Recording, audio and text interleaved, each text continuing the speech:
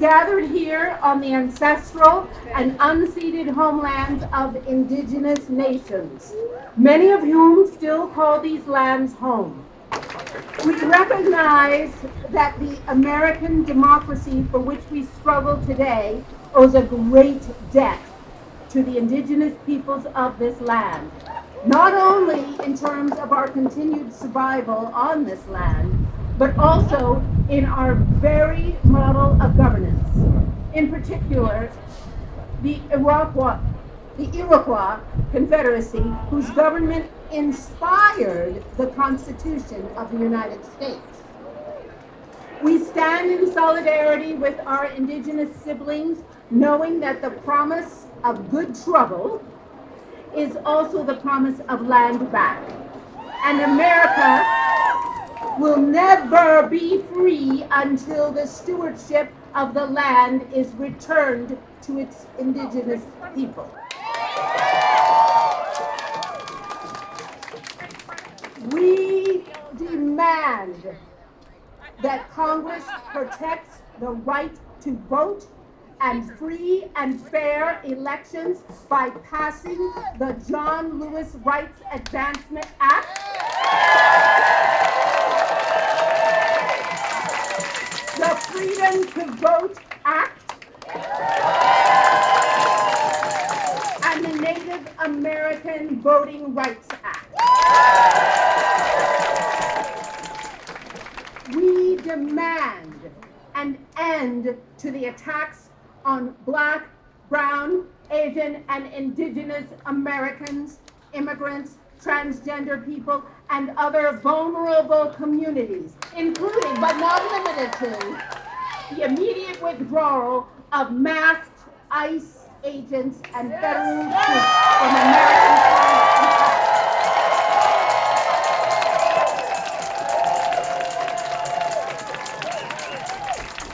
We demand an end to the defunding of federal programs that poor and working people rely on, including but not limited to Medicaid, SNAP, and Social Security.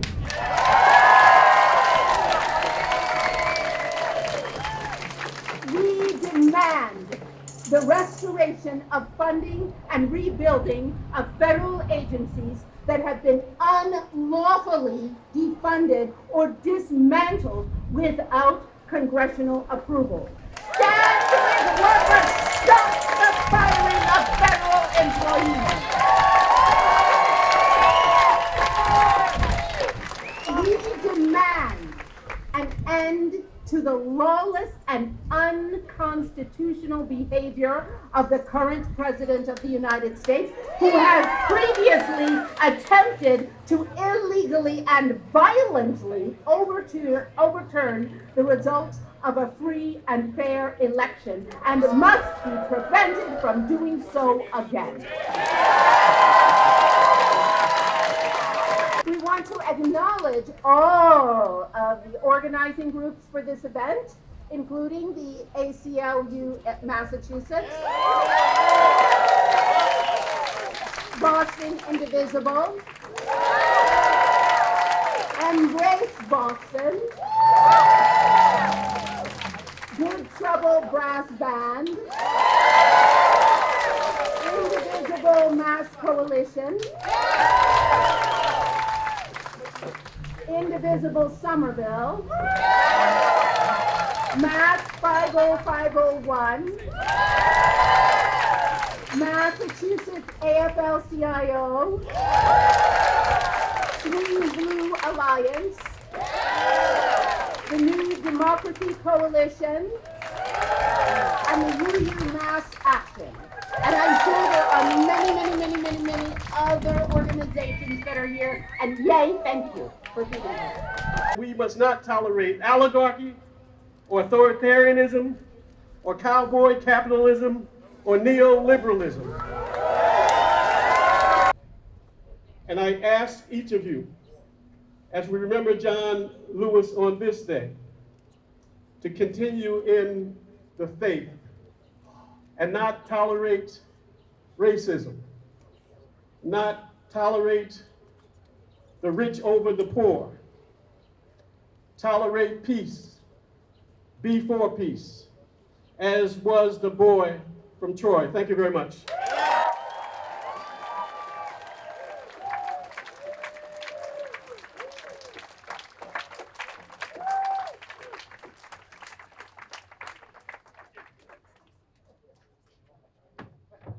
Well, that was a beautiful speech, and now we get more music from B Vocal, from the Interfaith, What the World Needs Now, Interfaith Coalition Singers, and the Good Trouble Brass Band.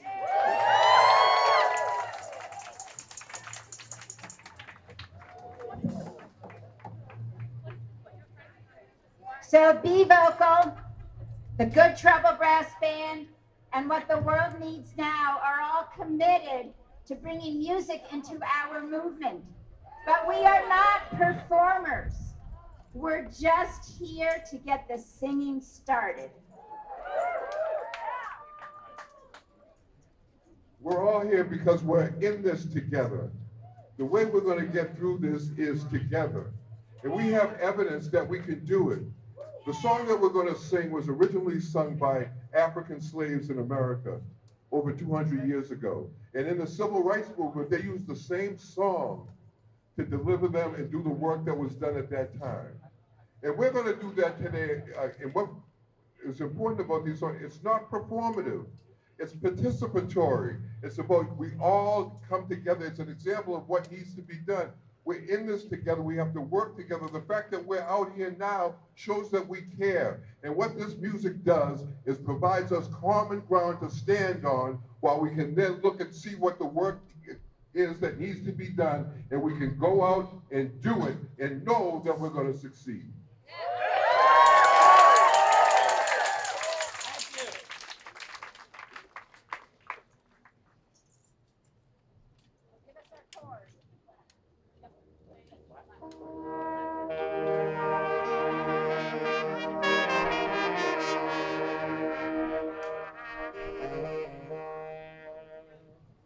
I woke up this morning with my mind set on freedom, set on freedom. I woke up this morning with my mind set on freedom, set on freedom. I woke up this morning with my mind set on freedom, set on freedom. Gonna fight, gonna win victory. I woke up this morning with my mind set on justice now. Set on justice. Yes, I woke up this morning with my mind set on justice. Set on justice. I woke up this morning with my mind set on justice. Set on justice.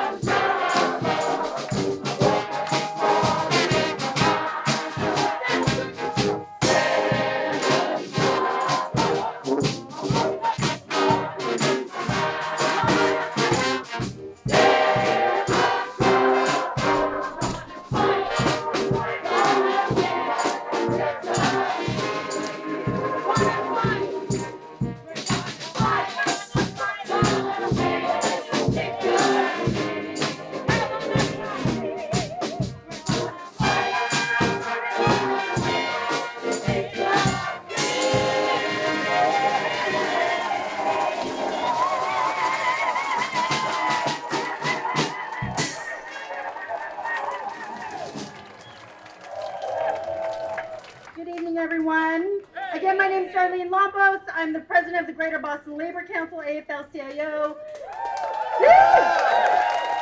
We represent over 100,000 workers and their families here in Greater Boston in every sector, in every industry you can think of. The hotel workers at Local 26, the Stop and Shop workers at UFCW 1445, the painters and the pipe fitters at Boston Building Trades Union, the child care providers and healthcare workers at all the SCIUs, the municipal workers at AFSCME and the teachers at Boston Teachers Union and AFL-CIO, and all the federal workers here united to fight forward and fight back. All of us in the labor movement stand here together and speak in one voice today. Let's keep making good trouble and help redeem the soul of America. When I say union, you say power. Union! Power! Union! Power! When I say justice, you say now. Justice! Now! Justice! Now! When I say fight, you say win. Fight! Win! Fight! Win! Fight! Win! And that's just what we're going to do together. Hold on. I got a little bit more. Just a minute. Hold on. Because I want to thank the whole team who organized this great event and for inviting me to speak today. It is such an honor to be here honoring the incredible legacy of John Lewis, reminding us, all of us, that we stand in the long arc of this struggle for democracy, past, present, and future. As the youngest speaker of the 1963 March on Washington for Jobs and Freedom, remember that? Lewis knew that great things happen when the labor movement and the civil rights movement get together and unite the country. I'm going to take us back a little bit. A great example is right here in Boston of that solidarity back in 1954. The unionized meatpackers of Local 11 had been working without a contract for 2 months and then were locked out of the Colonial Provision Company in Boston's North End. The union members voted to make the lockout a strike, beginning the longest struggle in Boston's history, 14 months long. When the company brought in black strike breakers, yes, consider the times, this company named themselves Colonial Meatpacking. They brought in specifically black workers, and instead of going after these scabs, the Meatpackers Union Local 11, they weren't going to get played by the company's racist tactics and made the most strategic decision to instead organize these same black workers, turning scabs into union siblings and eventually winning the contract for better wages and getting rehired workers. And these strikebreakers were now part of a stronger multiracial union. Imagine solidarity like this on even a grander scale. A movement like John Lewis envisioned, one so strong and bold and unified that fights for democracy in the workplace are the same fights for multiracial democracy that we know is possible. A movement that remembers our own history, that civil rights and workers' rights go hand in hand, that being pro-equity and means being pro-worker, and that economic justice is racial justice. But we also know that the labor movement has a special role to play in this big, badass, bold, broad movement. We know that the labor movement is needed to both fight back and fight forward. Because we need SAG-AFTRA to challenge the multi-billion-dollar entertainment industry and remind us that arts and culture and creativity come from human beings, not artificial intelligence. We need UAW to confront the big three automakers and the Teamsters to go after Amazon and remind us that workers drive these industries, not machines. There's a few more people we need. I'm just going to have a few more. We need M&A and 1199 to fight against the for-profit healthcare industry, backed by hedge funds, to remind us that this work is about caring and sharing and not about big dollar signs. We need the Carmen's Union and the machinists and the AFSCME and the firefighters and the teachers unions here today. We need them to resist privatization and remind us that the public good is more important than profits. And we need the building trades unions to fight against Wall Street developers coming into Boston and remind us that cheaper and faster has not and will never be better. We're going to need all of us to fight corporate greed, y'all. We're going to need all of us to fight, and we're going to need all of us to win. Because when we fight, when we fight, thank you so much. Director for the Massachusetts AFL-CIO. And here in the Commonwealth, we represent nearly 500,000 workers, part of the 15 million working people the national AFL-CIO represents across this country. And if there's one thing I learned, one thing I've lived, it's how to get into some good trouble when the fight calls for it. See, I'm not talking about just more slogans. I'm not talking about making more statements. I'm talking about being out there, on the front lines, taking direct action, shutting things down when things are not right. Because let's be honest, this country isn't just heading in the wrong direction, it's already here. And in moments like these, when workers are being disrespected, when democracy is being chipped away piece by piece, when people are being silenced, scapegoated, and pushed aside, good trouble isn't optional, it's necessary. See, when folks think about labor, they think about a contract, a negotiation, a table. But let me ask you all a question. Do you know what happens when that table don't offer workers what they know they deserve? What happens when they won't give workers the dignity on the job? When they won't give workers respect as a human being? We end up in some conversations about getting into some good trouble. We end up in them streets. We end up taking action. And when we do that, we remind this country that labor can and will interrupt the day-to-day flow of business until business gets it right. So when I think about Congressman John Lewis, one of the original disruptors, who I was blessed to have met, I looked him in his eyes. I felt that calm, steady fire in his presence. And we all read the history books. We've seen the movies. We've seen the dogs, the beatings, the bridge on Bloody Sunday. The opposition was real. But so was the resistance.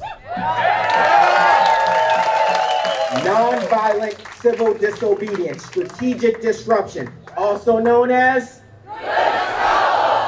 he and his comrades moved the needle forward on civil rights, not with hashtags, not with trending topics, but with sacrifice, with blood, with courage, with conviction. Now I'm younger, 43, so I wasn't physically there in the 60s. But let me be clear, I stood on my own front lines. I was there when we was fighting the banks during the financial crisis. I was there yelling fight for 15 before it was cool. I was there demanding earned sick time, paid family medical leave, and a $15 minimum wage. And I watched us win those fights.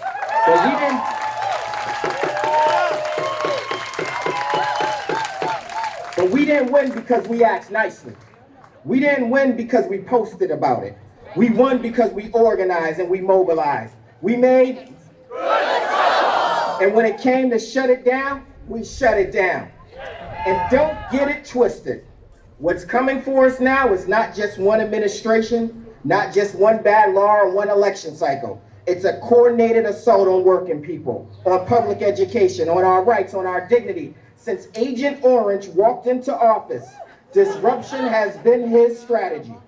Well, we've got a strategy too. It's called resistance. It's called labor. It's called... Because when we said hands off on April 5th, we meant that.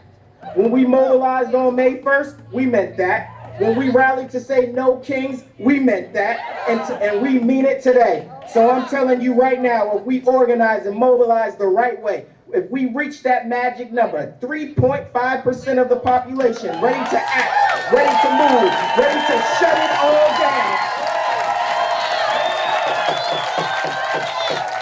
that's when real change comes. Not just tweets, not just headlines, but actual change, power shifting, justice rising. John Lewis just didn't tell us how to get trouble. He showed us how. He lived it. He paid the price so we could pay it forward. So now it's our turn. Let's honor him, not with silence, but with sound, not with fear, but with fight, not with comfort, but with conviction. Let's organize, let's mobilize, let's build power, let's speak truth, let's shut it down and move forward. Let's get into some good trouble. Thank you, thank you, thank you.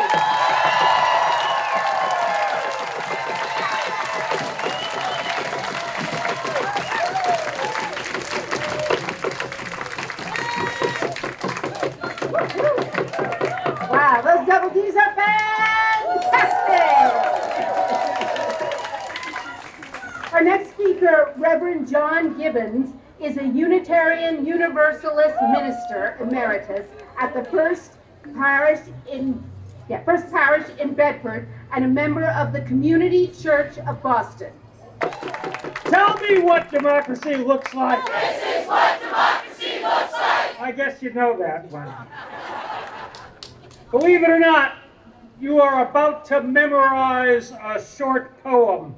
It is titled Stubborn Ounces by Bernardo Overstreet and dedicated to one who doubts the worth of everything, to one who doubts the worth of doing anything if you can't do everything. It is a short poem, but first just hear it through.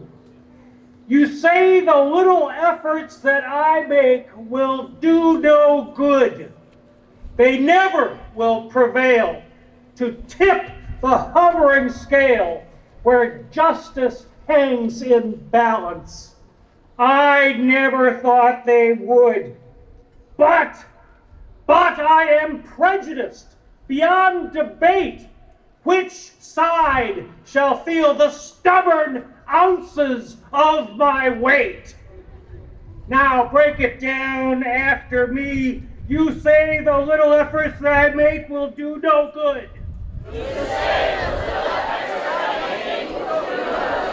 They never will prevail to tip the hovering scale where justice hangs in balance. They never will prevail to tip the hovering scale where justice hangs in balance. I don't think I ever thought they would. I don't think I ever thought they would. But I am prejudiced beyond debate in favor of my right to choose.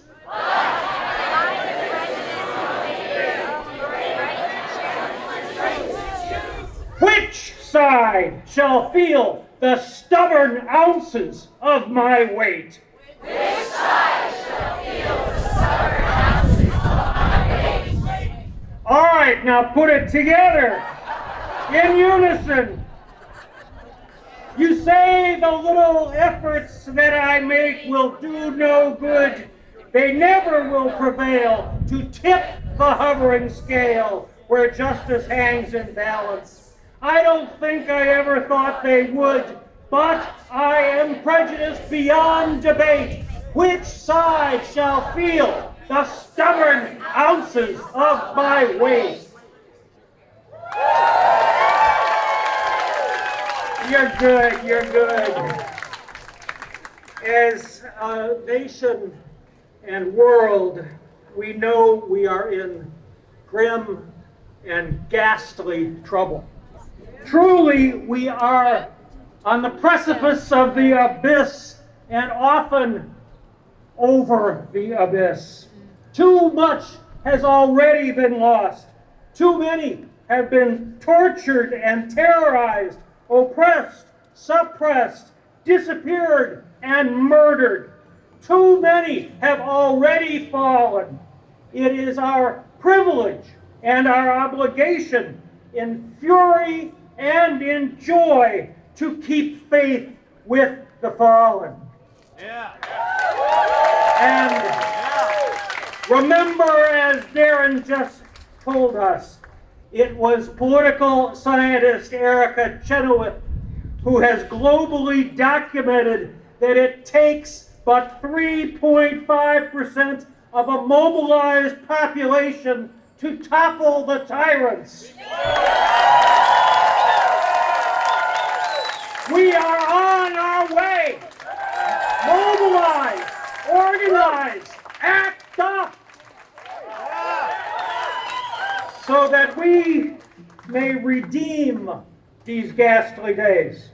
Let us honor John Lewis and meet grim trouble with good trouble, necessary trouble, that we may redeem the soul of our nation and our world.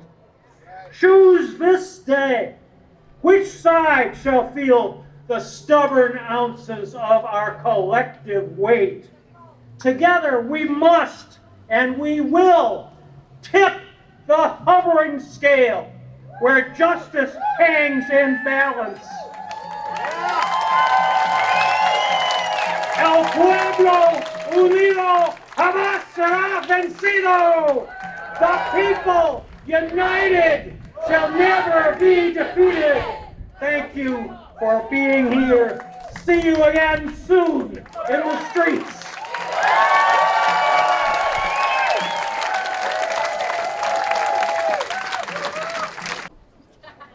I have to clap. You're good. You sing, America should be. That's how America should be. Give it a try. That's how America should be. That's how America should be. You got it. It's not about who's in or out. It's not about who's in or out. Race, religion, code, or creed. Race, religion, code, or creed. It's all for one and one for all. It's all for one and one for all. That's how America should be. It's not about where you were born. It's not about where you were born. Customs, clothing, what you speak. Customs, clothing, what you speak. It's about our common dream. It's about our common dream. That's how America should be.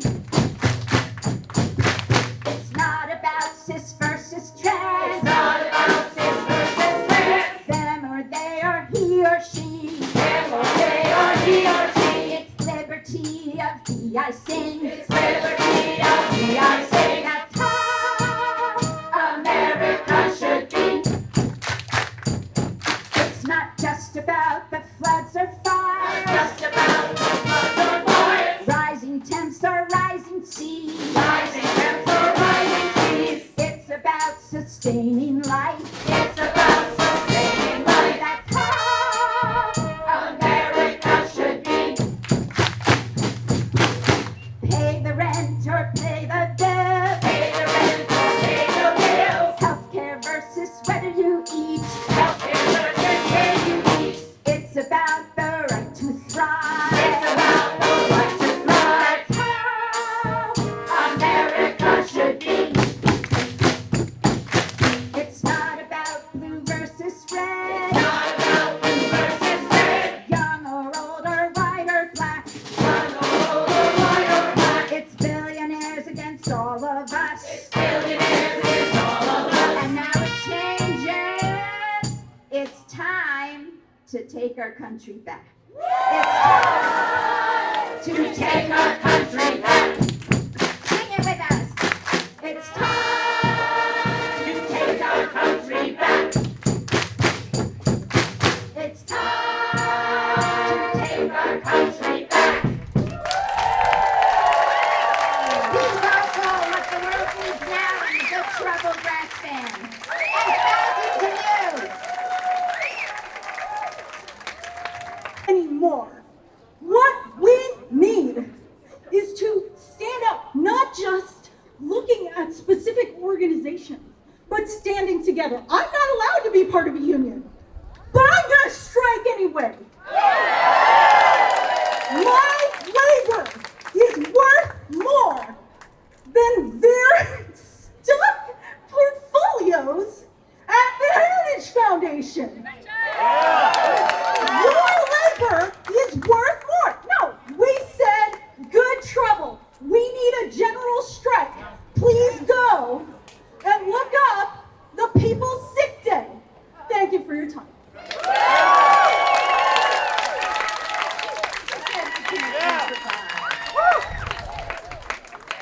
Our next speaker, Dr. Kylie Ariel Bemis, is a poet and professor of computer science at Northeastern University.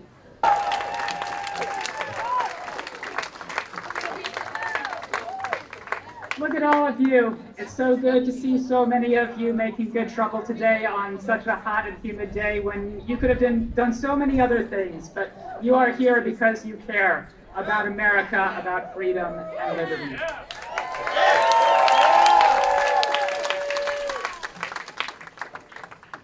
We march today to make good trouble. But the true trouble is in the soul of this nation. The White House wants America to become the land of white supremacy, of robber barons, and secret police forces. A child of immigrants in Milford cannot go to school without fearing arrest. A mother in Worcester is stolen off the street in front of her daughters. Our president has already incited a lynch mob to storm our Capitol and overturn the results of a free and fair election once before. We face tyranny that may feel unprecedented. The American dream may feel like a distant fairy tale, but that has always been the reality for far too many of us. And we are here today to remind ourselves that freedom and equality have always been won through struggle. Good trouble has taken many forms in this land since before America was called America. When my Pueblo ancestors sent runners from village to village, carrying knotted ropes, undoing one knot each day, and on the undoing of the last knot, they rose up against their Spanish oppressors, that was good trouble.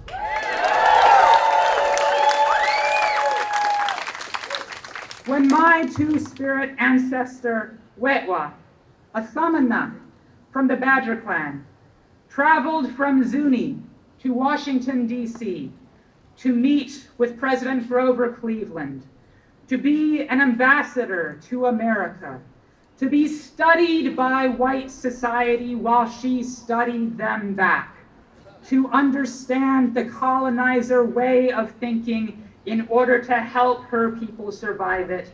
That was good trouble. When American soldiers marched on Zuni from Fort Wingate to occupy the village, to arrest our Bow priests, to take our children, and my two-spirit ancestor, Wetwa, stood up against them and was arrested and imprisoned in Los Lunas for a month, that was good trouble. When my father, a grandson of Polish and Swedish immigrants, fell in love with my Zuni mother, and they chose to marry each other in a decade when interracial marriage was still a dangerous and radical idea in so many parts of America, that too was good trouble. Because only profound love can heal the hate dividing our nation. Only dangerous and radical love can redeem the soul of America.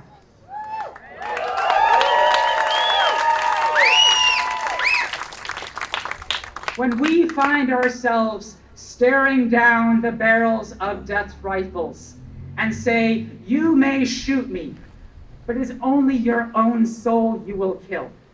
For you can never kill the spirit of all those who yearn for freedom and liberty and justice for all. That will be good trouble, necessary trouble, because that is the dangerous and radical love that will save the soul of this nation and complete the revolution of 1776.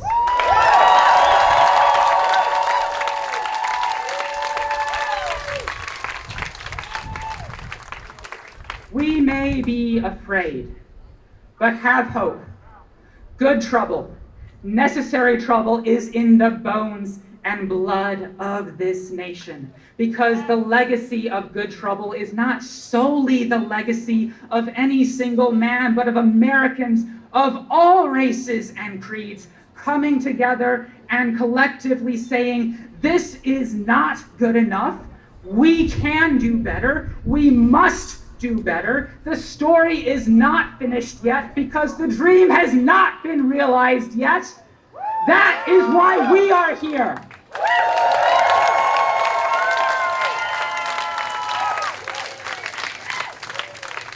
To make good trouble and complete the revolution we have been fighting not just since 1776, but since 1492. Until the dream is realized, we will keep fighting. We will speak up and speak out. We will keep rising until America rises with us and we are all free. That is the dream. That is the light. That is what is right. That is our right. This is our fight. And what happens when we fight? We win! What happens when we fight? We win! What happens when we fight? We win! That's right.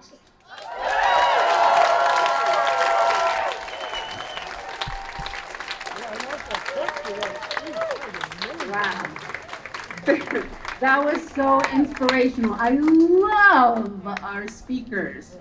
And now we're going to hear from Tracy Griffith, a lawyer, a journalist, academic, and advocate, currently serves as the Racial Justice Program Director for the ACLU of Massachusetts. Good evening, everyone, and thank you so much for the introduction. As she said, my name is Tracy Griffith, and I'm the Director of the Racial Justice Program for the ACLU of Massachusetts.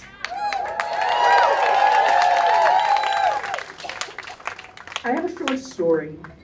See, I, along with my son, had the privilege of meeting Congressman Lewis just a few months before his death. He was on a speaking tour for his graphic novel. The graphic novel is called March, and it basically details the Selma March.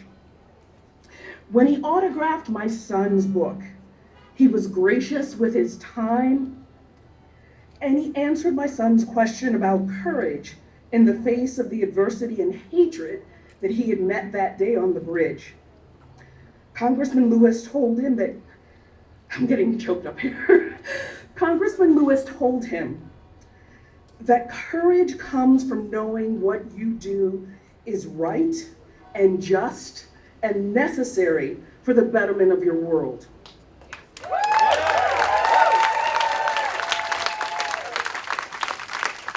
The meeting was even made more poignant by the fact that we had just traveled to Selma for his spring break and walked across that bridge on our own tour of history. Congressman John Lewis became his hero that night, and as he signed his book and he spoke to him about courage, my son learned to revere his hero as a source of inspiration and encouragement. A man who had fought and nearly died for the civil liberties of a kid who he didn't even know.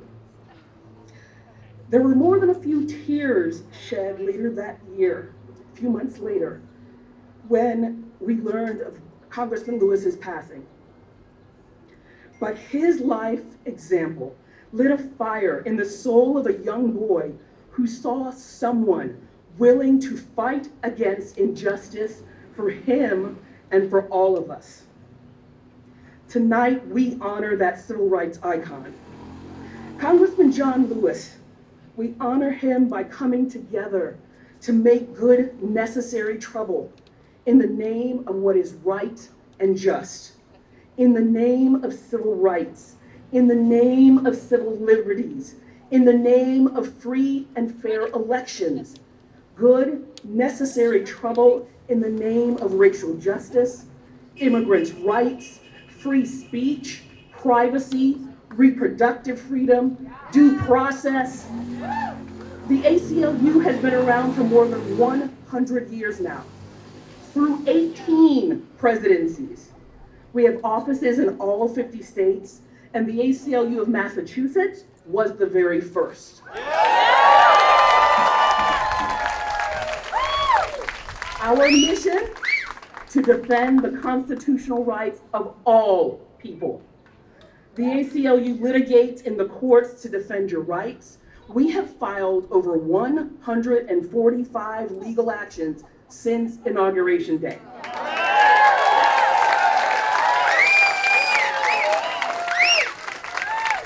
We advocate in Congress, on Beacon Hill, in City Hall, to defend your rights.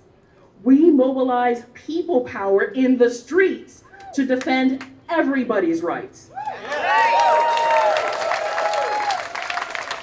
Never has the ACLU's mission been more urgent or the stakes higher. We all know what we're up against. What we've seen out of this administration so far is as illegal as it is harmful. Trump and his allies are weaponizing racist voter suppression tactics and attacking our freedom to vote. They're using the immense power of the federal government to silence opposition through fear. They're gutting healthcare and essential services that millions of Americans rely on. They're trying to strip away our civil rights, from reproductive rights to due process. But our fight tonight is fueled by the same spirit that fueled Selma and Montgomery and the March on Washington.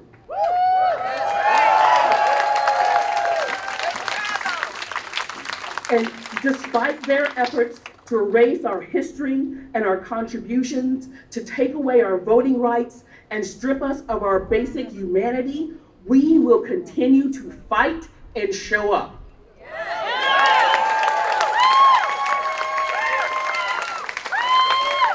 We are showing up to make good, necessary trouble. In the name of civil rights, in the name of civil liberties, we're showing up with thousands of protests just like this one across the country tonight.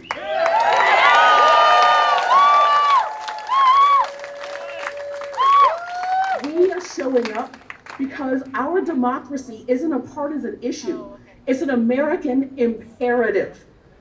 Wherever and whenever people are denied their constitutional rights, together, the ACLU and we the people will show up.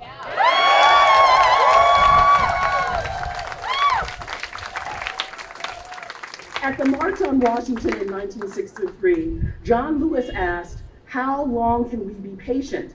We want our freedom and we want it now." So tonight, I ask you, what do we want? Freedom. When do we want it? Now. What do we want? Freedom. When do we want it? Now. What do we want? Freedom. When do we want it? Now. John Lewis said, "Ours is not the struggle of one day or 1 week or 1 year. Ours is not the struggle of one judicial appointment or one presidential term. Ours is the struggle of a lifetime, or maybe even many lifetimes. And each one of us in every generation must do our part." Thank you all for doing your part, showing up today and every day to defend our democracy and demand freedom. Thank you.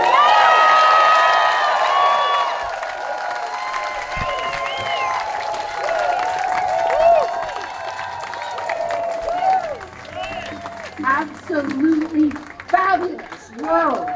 I am so glad that all of you are here, and I hope you will continue to come, continue to show up. As a matter of fact, there's another upcoming event on August 2nd. You might want to keep an eye out for Rage Against the Regime. That will be